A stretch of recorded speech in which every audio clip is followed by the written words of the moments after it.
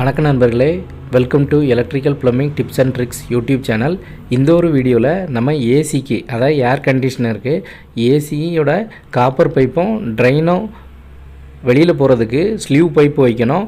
அது எந்த மாதிரி பீம்ஸ் இருந்தனா வைக்கணும், என்ன மெஷர்மெண்ட்டில் வைக்கணும் அப்படின்ட்டு தான் டீட்டெயில்டாக பார்க்க போகிறோம். இந்த வீடியோ வந்து கன்ஸ்ட்ரக்ஷன் ப்ராஜெக்டில் ஒர்க் பண்ணிகிட்ருக்கிறவங்க, எலக்ட்ரிக்கலாக இருக்கட்டும் இல்லைனா ப்ளம்பிங்காக இருக்கட்டும், ரெண்டு பேருக்குமே இது ரொம்பவே யூஸ்ஃபுல்லாக இருக்கும். அதனால் இந்த வீடியோவை ஸ்கிப் பண்ணாமல் கண்டினியூவாக வாட்ச் பண்ணுங்கள். அதுக்கு முன்னாடி நீங்கள் நம்ம சேனலை முறையாக பார்க்குறீங்கன்னா சப்ஸ்கிரைப் பட்டனை ப்ரெஸ் பண்ணிக்கிங்க. அப்படியே கூடால வர பெல் சிம்பிளை கிளிக் பண்ணி ஆல் செலக்ட் பண்ணிக்கிங்க. நம்ம சேனலில் ஒரு கன்ஸ்ட்ரக்ஷன் சைட்டில் நடக்கக்கூடிய எலக்ட்ரிக்கல் ப்ளம்பிங் வீடியோஸ் வந்து அப்லோட் பண்ண போகிறோம். இது உங்களுக்கு ரொம்பவே யூஸ்ஃபுல்லாக இருக்கும். நீங்கள் தெரியாத விஷயங்களும் கற்றுக்கலாம். இல்லைன்னா எனக்கு தெரிஞ்சதை விட உங்களுக்கு ஏதாவது அட்வான்ஸாக தெரிஞ்சதுன்னா நீங்களும் வந்து கமெண்ட்ஸில் சொல்லுங்கள். இது மற்றவங்களுக்கு எல்லாருக்குமே ரொம்பவே தெரிஞ்சுக்கிறதுக்கு யூஸ்ஃபுல்லாக இருக்கும். அதனால தான் இந்த வீடியோஸ் வந்து அப்லோட் பண்ணுறோம். வாங்க இப்போ எப்படி பண்ணணும், என்ன மாதிரி ஸ்லீவ் வைக்கணும் அப்படின்ட்டு பார்க்கலாம்.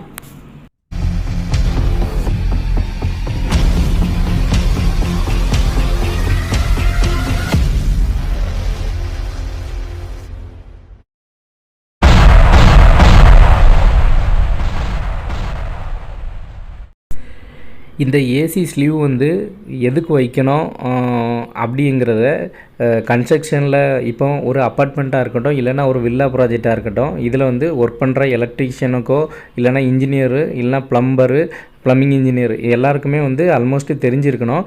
அந்த இன்ஜினியர்ஸ் தவிர மற்றவங்களும் தெரிஞ்சுக்கிட்டு அதோட யூஸ் என்ன, எப்படி வைக்கணும் அப்படிங்கிறத தான் இந்த வீடியோவில் வந்து நம்ம கிளியராக சொல்ல போகிறோம்.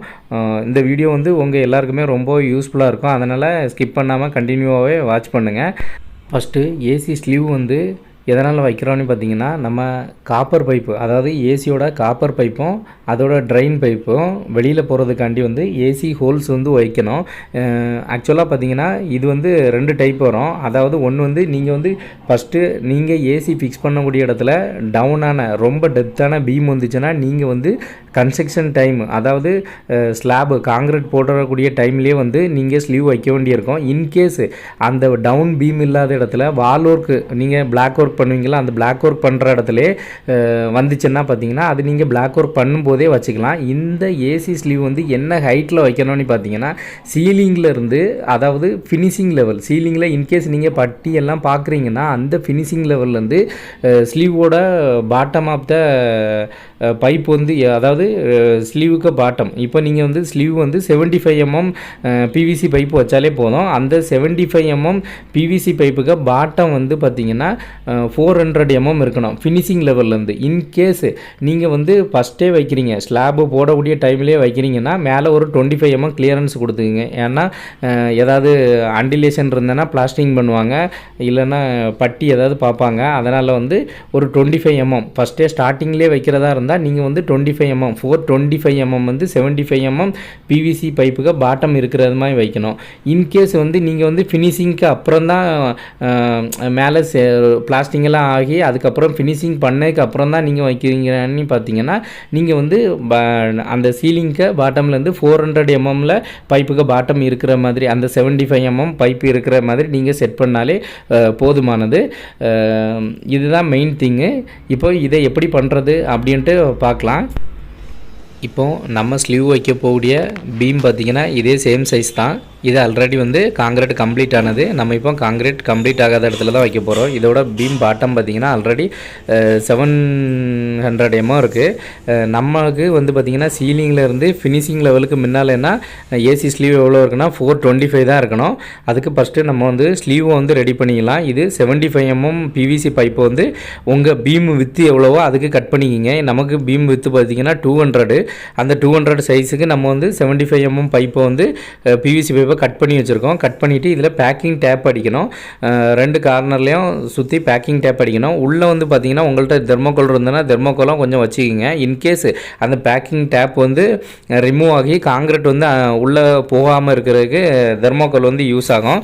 இப்போ இந்த பேக் பண்ணுறது இப்படி தான் பேக் பண்ணோம். பேக் பண்ணிவிட்டு இதில் சென்டரில் பார்த்திங்கன்னா பைண்டிங் ஒயர், அதாவது கெட்டு கம்மின்னு சொல்லுவோம்ல, அதை வச்சு நல்லா ஸ்ட்ராங்காக வந்து சுற்றி வச்சுக்கிங்க. இதை தான் நம்ம வந்து அந்த ரிங்ஸ்ன்னு சொல்லுவோம் போடுவோம்ல, அதில் தான் வச்சு நம்ம கட்டுற மாதிரி இருக்கும். ஃபஸ்ட்டு உங்களுடைய பீமை வந்து டவுன் பண்ணியிருக்கணும். அவங்க வந்து இந்த ஸ்லீவ் வந்து எப்போ வைக்கணும்னு பார்த்தீங்கன்னா, அவங்க வந்து சட்ரிங் அடிச்சுட்டு, அதாவது ப்ளைவுட்டு இந்த சட்ரிங் அடிச்சுட்டு அந்த பீமு வருதில்ல, அந்த பீமு வந்து டவுன் பண்ண உடனே நீங்கள் பண்ணிடணும். அதாவது டாப் மேட்டு பாட்டம் மேட்டு கட்டுறதுக்கு முன்னாலே பண்ணிங்கன்னா உங்களுக்கு பண்ணுறதுக்கு ரொம்பவே ஈஸியாக இருக்கும்.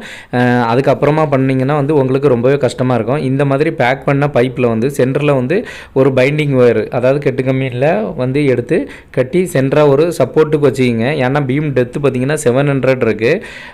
அதனால் கீழே வந்து ரொம்பவே கை விட்டு பண்ணுறதுக்கு ரொம்பவே கஷ்டமாக தான் இருக்கும்.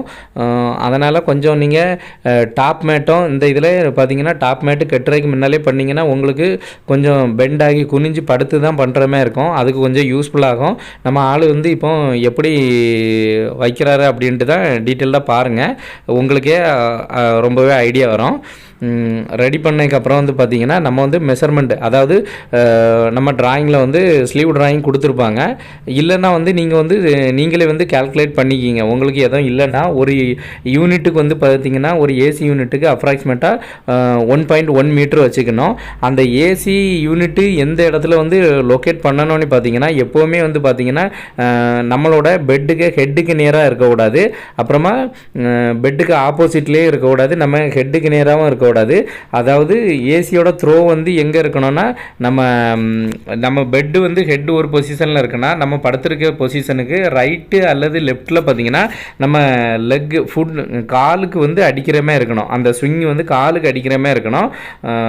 அதாவது கரெக்டாக புரிஞ்சுக்கிங்க, நம்ம படுத்திருக்க பெட்டு லொக்கேஷனுக்கு லெஃப்ட்லேயோ அல்லது ரைட்லேயோ, அதுவும் ஹெட்டுக்கு நேராக இருக்கக்கூடாது, பெட்டுக்கு நேராக வரக்கூடாது, கொஞ்சம் மூவ் பண்ணி காலில் அடிக்கிற மாதிரி இருக்கணும். எப்போவுமே அந்த த்ரோ வந்து நம்ம ஃபேஸுக்கு டைரெக்டாக அடிக்கிற மாதிரி இருக்கக்கூடாது. இந்த மாதிரி தான் நம்ம உங்களுடைய டெப்த்தில் பார்த்தீங்கன்னா நீங்கள் வந்து அந்த ஏசி ஸ்லீவ் வந்து கரெக்டாக செட் பண்ணிக்கிங்க. செட் பண்ணிவிட்டு ரெண்டு சைட்லேயும் நல்லா சப்போர்ட்டாக டைட் பண்ணிக்கணும். ஏன்னா காங்கிரீட்டு இதில் போடுவாங்க, போட்டுட்டு வந்து வைப்ரேட்டர்லாம் ரன் பண்ணுவாங்க. ரன் பண்ணும்போது அது வந்து பொசிஷன் சேஞ்ச் ஆகாமல் இருக்கணும். ரெண்டு சட்ரிங் சைட்லேயும் டச் ஆகிருக்கணும். இன்கேஸ் டச் ஆகாமல் இருந்ததுன்னா இந்த டச் பண்ணிவிட்டு கொஞ்சம் கேப் ஏதாவது ஒரு சைடில் வந்ததுன்னா அதில் ஏதோ தெர்மோக்கோலோ ஏதோ வச்சு அப்ளை பண்ணி வச்சுக்கோங்க. இந்த மாதிரி தான் நம்ம வந்து ஸ்லீவ் வச்சுருப்போம். வச்சு ரெண்டு சைட்லேயும் வந்து கரெக்டாக டைட் பண்ணி வச்சுருக்க மாதிரி வச்சுருப்போம். இதுதான் இப்போ நம்ம வந்து காங்கிரீட்டு முடிச்சதுக்கப்புறம் அந்த ஸ்லீவ் வந்து எப்படி ஓப்பன் பண்ணணும்னு பாருங்கள். நம்ம என்ன மெஷர்மெண்ட்டில் வச்சோமோ அதே மெஷர்மெண்ட்டு நம்ம சீலிங்லேருந்து 425 வச்சுருக்கோம். அந்த 425 வந்து மார்க் பண்ணிங்க. மார்க் பண்ணிவிட்டு கரெக்டாக அந்த மெஷர்மெண்ட்டில் நீங்கள் இன்கேஸ் மேக்ஸிமம் தெரியும், இன்கேஸ் வந்து காங்கிரீட்டில் க்ளோஸ் ஆகிருக்கா, அப்படி க்ளோஸ் ஆகிருந்தனா நீங்கள் அந்த இடத்துல கரெக்டாக இப்படி தட்டினீங்கன்னா போதும், உங்களுக்கு ஈஸியாக வந்து ஓப்பன் ஆகிரும். நீங்கள் ஓப்பன் பண்ணி எடுத்துக்க முடியும். இன்கேஸ் நீங்கள் இப்படி ஸ்லீவ் வைக்காமல் இருந்தீங்கன்னா இந்த இடத்துல வந்து கோர் கட்டிங் தான் பண்ணணும். இதுக்கு வந்து உங்களுக்கு காசு செலவு பண்ணுற மாதிரி இருக்கும். இது வந்து பட்ஜெட் வந்து ரொம்பவே சேவ் ஆகும். ஓகே ஃப்ரெண்ட்ஸ், இந்த வீடியோ உங்களுக்கு எல்லாருக்குமே புரிஞ்சிருக்கும் நம்புகிறேன். இந்த வீடியோவை பற்றி உங்களுக்கு ஏதாவது டவுட்டுகள் இருந்தனா கமெண்ட்ஸில் சொல்லுங்கள், நான் என்னென்னு கிளியர் பண்ணுறேன். மேலும் இதுபோல் பல பயனுள்ள வீடியோஸ்களை தொடர்ந்து பார்க்க மறக்காமல் நம்ம சேனலை சப்ஸ்கிரைப் பண்ணி கூட வர பெல் சிம்பிளை கிளிக் பண்ணி ஆல் செலக்ட் பண்ணிங்க. அப்போ தான் நம்ம போடுற வீடியோஸை நீங்கள் உடனுக்குடனே வாட்ச் பண்ண முடியும். தேங்க்ஸ் ஃபார் வாட்சிங் அண்ட் யுவர் சப்போர்ட்.